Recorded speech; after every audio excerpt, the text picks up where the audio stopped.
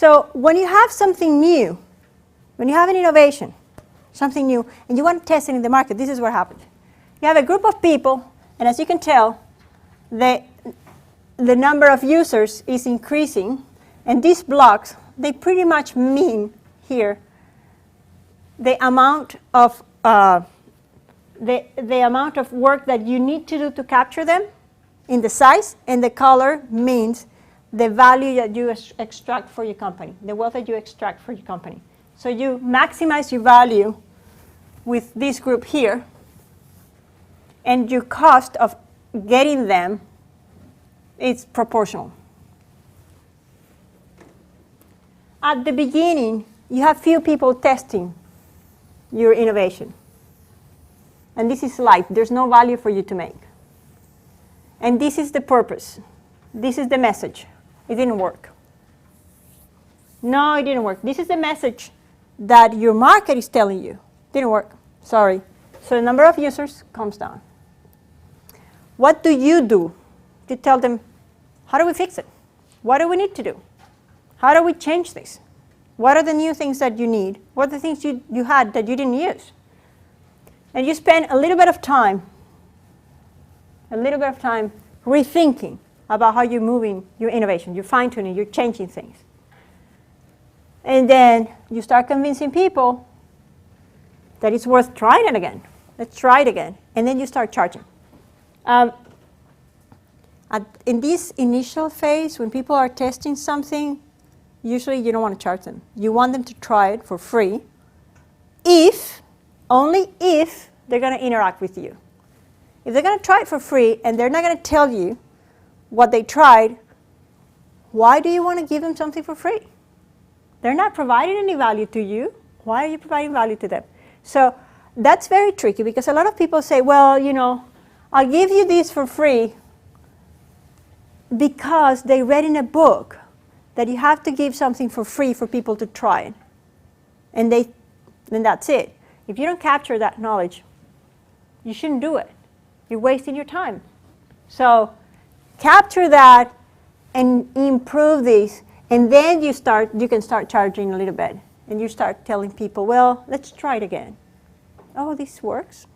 Well, this doesn't work. And then you move to the next stage, which are what we call the visionaries. And the visionaries are the ones who want to have something that is unique. So you use this information to pick the value, the highest value. And then you go and talk to other people and say, do you want to have the flying shoes? And the people say, wow. I say, you can be the only ones for 6 months, or for 8 months, or for 10 years, or for 12 months. And this is the message that they're telling you. We want to be the only ones. So you don't go massive at the beginning.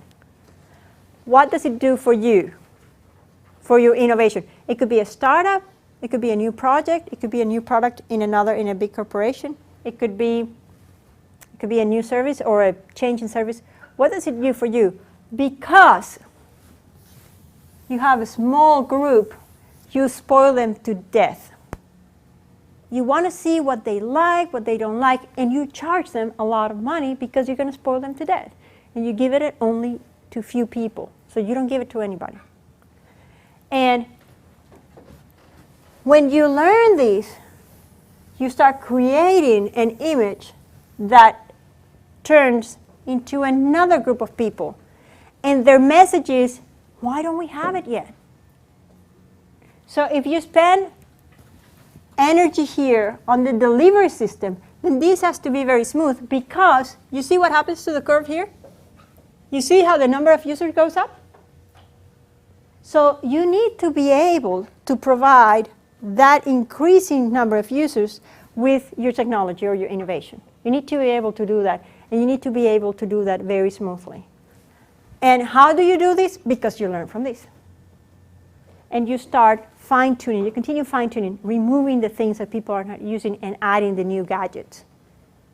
Okay? So these people help you improve your services or your products to get into the majority, to this group of people. And what this group of people want is something that has been proven, and proven, and proven. Okay? And then you go to another area that is much bigger, but where your profits are smaller because it is becoming a commodity. And then people start saying, well, I want mine, but I want them blue, and I want them strong, I want them square, and I want it this way, and then you start having the niche. You can have the niche because your production and your delivery is optimized. So you can add things without increasing a lot of your costs. And then you get to this group here who doesn't care. I don't even want to talk to you. Don't bother. And you just send them the works. They don't want to interact with you. And then you have a group of people here who are surprised. Are we still using that? I thought that was obsolete. So then you have to reinvent again. So this is the curve of the market.